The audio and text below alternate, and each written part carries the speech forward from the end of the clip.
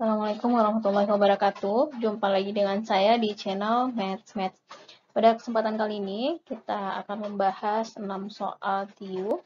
Kita langsung saja pada soal yang pertama. 3 tahun yang akan datang, jumlah umur kakak dan adik adalah 5 kali selisihnya. Sekarang, umur kakak 5 tahun lebih dari umur adik. Umur adik sekarang adalah berapa tahun?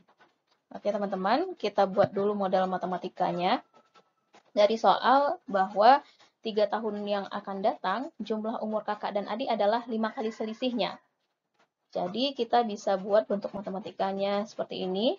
Saya misalkan umur kakak dengan K dan umur adik dengan A.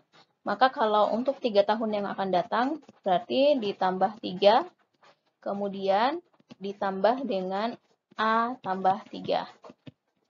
Nah, jadi 3 tahun yang akan datang, jumlah umur kakak dan adik, berarti K tambah 3 dan A tambah 3, sama dengan selisihnya.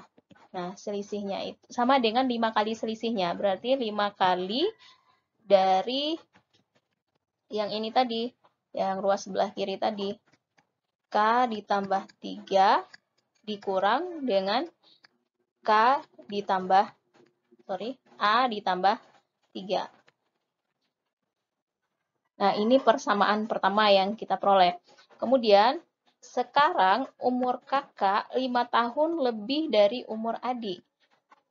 Artinya, K sama dengan A ditambah 5. Berarti umur kakaknya lebih tua 5 tahun daripada adiknya. Pertanyaannya adalah, berapa umur adik sekarang? Jadi yang ditanya itu A-nya sama dengan berapa tahun. Nah, untuk mencari berapa A-nya, kita tinggal substitusi. Misalnya, yang ini tadi sebagai persamaan kedua, dan ini persamaan pertama. Kita tinggal substitusi persamaan yang kedua ke persamaan yang pertama. Sehingga diperoleh, kita ganti setiap K-nya dengan A tambah 5.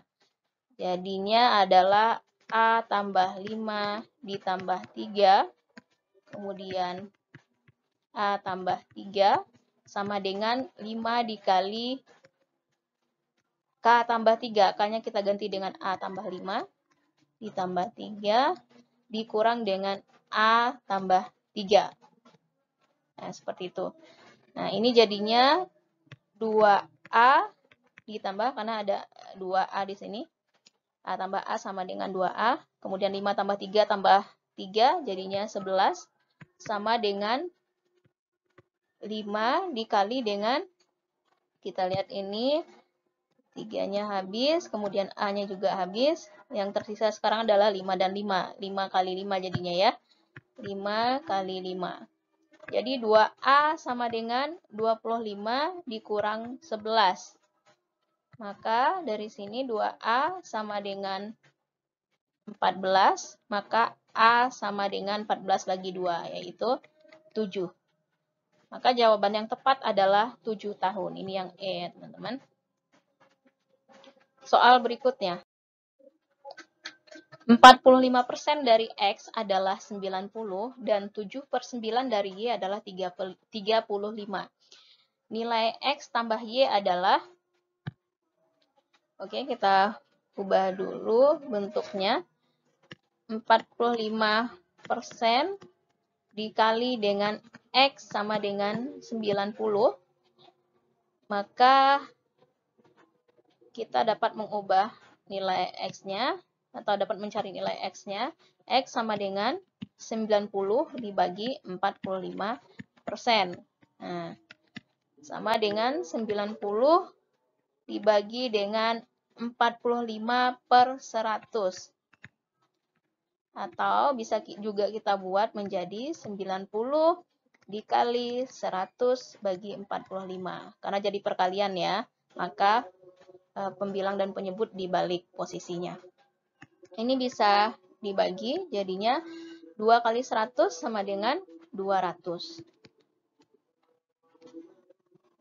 Kemudian berikutnya, yang diketahui lagi adalah 7 per, ini yang pertama, yang kedua, dari soal 7/9 dari Y adalah 35. 7/9 dari Y sama dengan 35. Maka Y sama dengan 35 dibagi 7/9. Atau sama dengan 35 dikali dengan 9/7. Ini 5. 5 kali 9 adalah 45. Nah, dari sini kita sudah mendapatkan nilai X dan nilai Y-nya. Nilai X-nya 200 dan nilai Y-nya 45. Pertanyaannya adalah berapa nilai X tambah Y? Nilai X tambah Y sama dengan 200 tambah 45. Sama dengan 245. Jadi jawabannya adalah yang D. Ini dia nih. Soal berikutnya. Berapakah bilangan bulat terbesar yang merupakan penjumlahan dari 3 bilangan prima berbeda yang masing-masing besarnya tidak lebih dari 53. Nah, untuk menjawab soal ini, pertama-tama tentunya kita harus mencari bilangan prima terbesar tersebut. Maksudnya mencari 3 bilangan prima berbeda yang dimaksud tersebut. Nah, untuk memperoleh bilangan bulat terbesar, tentunya bilangan prima yang kita gunakan, 3 bilangan prima tersebut haruslah merupakan bilangan prima terbesar. Nah, syaratnya tadi bilangan prima tersebut besarnya tidak lebih dari 53. Oke, kalau yang diminta adalah 3, saya ambil aja bilangan prima itu yang berkisar antara bilangan 40 sampai ke 53. Karena besarnya tidak lebih dari 53, itu artinya 53 juga masuk ya.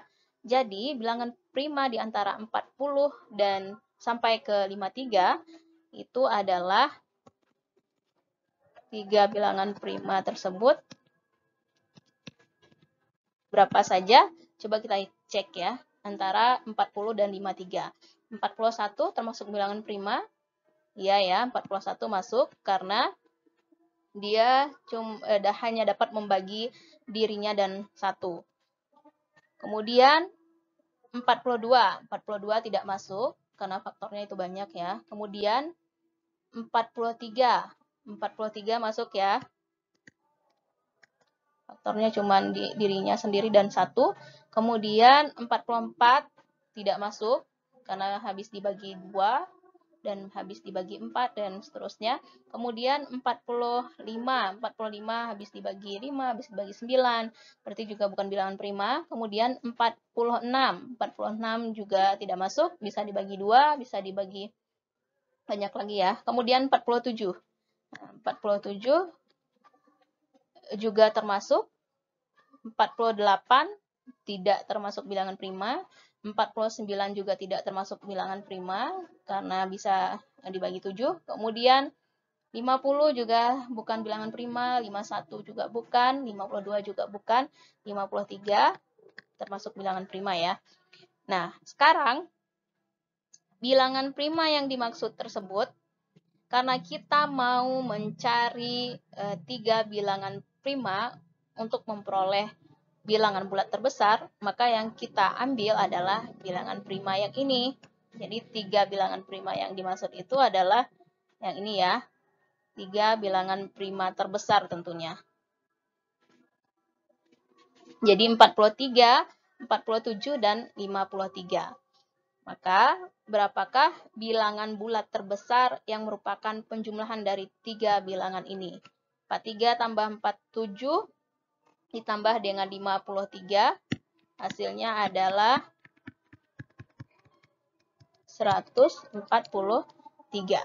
Jadi jawabannya yang A. D, D, O, H, H, U, L, L, A, titik, titik, titik, titik, titik, titik. Nah, untuk soal seperti ini, berarti ini adalah soal pola huruf. Untuk menjawab soal pola huruf, saya biasanya membuat bentuk ininya dulu, mengurutkan abjadnya dulu. Tapi kalau teman-teman sudah hafal, silahkan langsung saja. Saya sendiri belum hafal sebenarnya teman-teman, jadi saya biasanya buat seperti ini ke bawah. Nah, jadi berikutnya 11-nya di sebelah sini.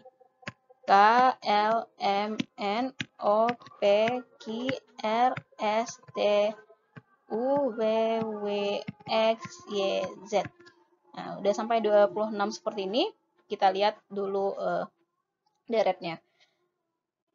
DD, berarti polanya sudah bisa kita tebak. Ini ada pengulangan 2 huruf secara berturut-turut. Ini DD, HH, LL. Nah, kita lihat dulu. Antara DD ke HH ini, huruf D ke H itu jaraknya berapa? Coba lihat ya. D-nya ada di sini, kemudian H-nya di sini.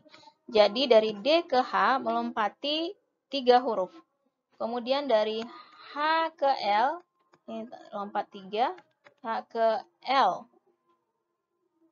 Ini juga lompat 3 huruf. Ini. Kemudian tentunya berikutnya dari L ke yang ini, yang di sebelah A ini, harusnya juga lompat 3 huruf. Jadi kalau lompat 3 huruf, ini dilewatinya, jadinya adalah P. Jadi 2 huruf berikutnya adalah P, P. Nah, 1 huruf terakhir, itu apa kira-kira teman-teman?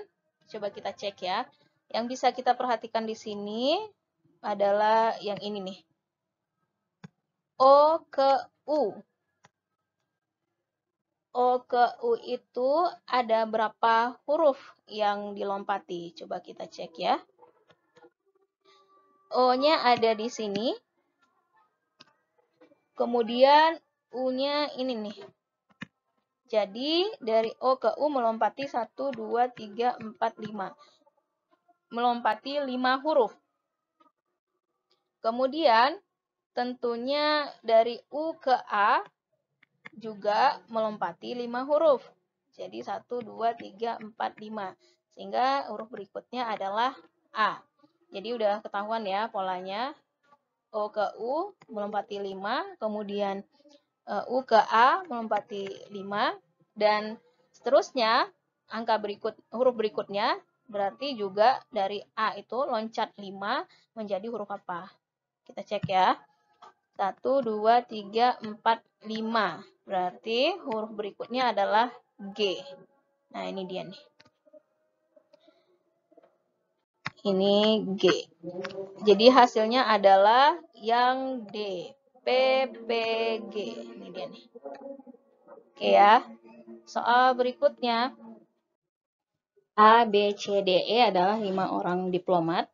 A hanya dapat berbicara bahasa Inggris dan Jerman, B bisa berbicara bahasa Prancis, Jepang, dan Cina, C hanya dapat berbicara bahasa Jerman, D hanya berbicara dalam bahasa Inggris, Jepang, dan Cina, E hanya dapat berbicara bahasa Prancis dan Jerman.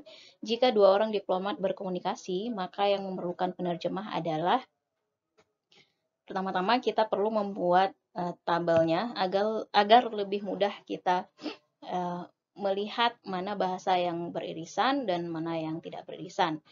Jika ada bahasa yang tidak beririsan, berarti diplomat tersebut membutuhkan penerjemah. Oke, teman-teman. Kita buat dulu. Ini untuk bahasanya ada bahasa Inggris, kemudian bahasa Jerman, berikutnya bahasa Prancis, bahasa Jepang, kemudian yang terakhir bahasa Cina. Saya lambangkan dengan C. Dan seterusnya orangnya tadi A, B, C, D, E.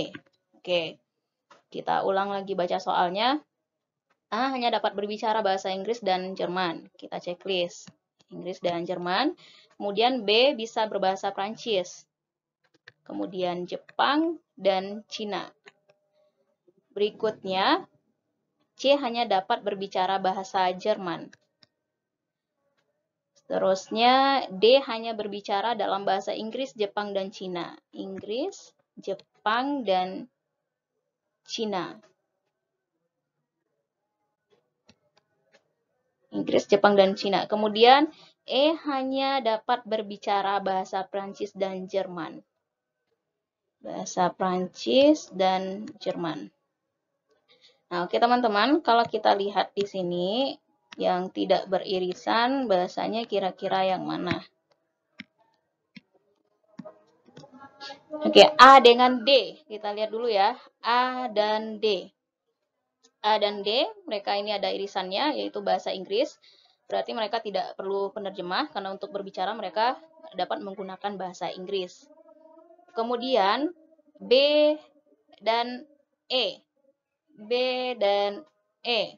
B dan E ini ada irisannya, yaitu bahasa Prancis. Jadi mereka dapat menggunakan bahasa Prancis untuk berkomunikasi. Yang A enggak tadi ya, yang B juga tidak, yang C, B, dan C. B dan C. Nah, untuk B dan C, ini tidak ada irisannya nih. B dapat berbahasa Prancis, Jepang, dan Cina, sedangkan C hanya dapat berbahasa Jerman. Jadi mereka perlu penerjemah untuk berbicara. Nah, untuk jawaban berikutnya, pilihan jawaban berikutnya, D dan E, silakan teman-teman cek dengan cara yang serupa ya. Oke teman-teman, demikianlah soal yang dapat saya bahas untuk kali ini.